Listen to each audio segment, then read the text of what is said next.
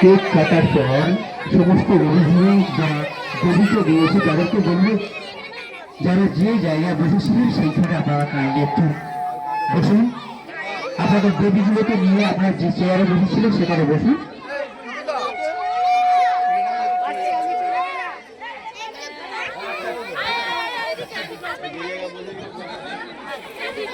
অভিভাবকদের বলবো আপনারা বেবিদের নিয়ে যে চেয়ারে বসেছিলেন সেই চেয়ারগুলোকে আপনারা বসুন।